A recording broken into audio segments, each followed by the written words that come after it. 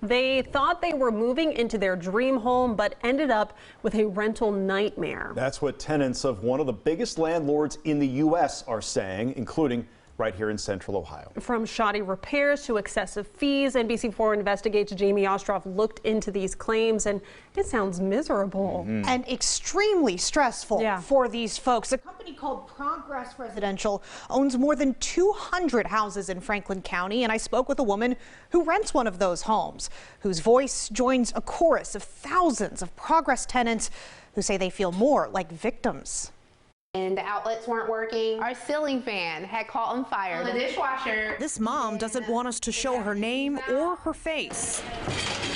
It literally falls out. She's worried her landlord, Progress Residential, would retaliate. Toilet didn't work. But she does want to show you what is going on inside the home she says has given her more headaches than her 3 kids under the age of 4.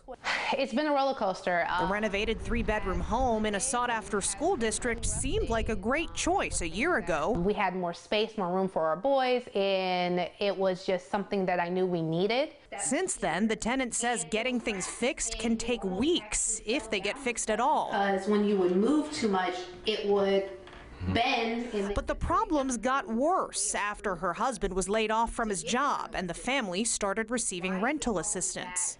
So October was fine, November was fine. Then everything changed in December. When did they alert you to that change? They didn't. She says after Progress picked up the rental assistance checks from Impact Community Action for 2 months, they stopped. I contacted them day in and day out, never got a hold of anyone for a while.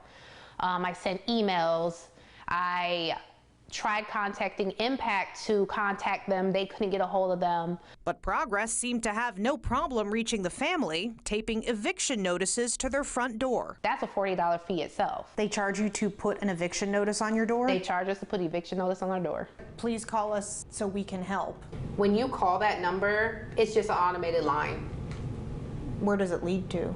Nowhere. So I reached out to Impact Community Action to see if they've had any luck reaching Progress. And it's really difficult to manage, having a relationship when you're trying to find someone who's in Arizona. The vice president of housing programs told me other tenants on rental assistance are having similar problems with the Arizona-based company. As we try to advocate for those who are marginalized and particularly those who are our neighbors, right?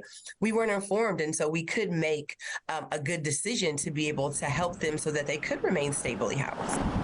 And Columbus tenants are not alone. From Tampa to Tucson and a lot of places in between, Progress owns thousands of single-family rental homes in hot housing markets across the U.S. Tenants have sounded off in social media communities about the problems they have faced in Progress homes. Leaking or something going on within, like beneath the floor, I don't know. As for our local tenant, Progress put the eviction on hold last week. They won't come and look at it. As the rent check that was cut more than a month ago still awaits pickup. This is crazy that we have to go through stuff like this. But the family plans to move out as soon as that lease is up. So I've been searching public records and news reports, and I found that in just 1 state, officials have taken action against Progress. Minnesota's Attorney General sued the hedge fund that owns Progress last year, accusing the company of creating uninhabitable conditions for tenants in order to maximize profits. Now, just days ago, the Minneapolis City Council approved a set of conditions that Progress has to agree to in order to maintain their rental license in the city. I did reach out to Progress last week asking them to respond to all of these claims, and just minutes ago, their PR firm told me they were still working on a response. After a couple of tries today, though, I was able to get through to customer service on that automated helpline you saw there, Jared.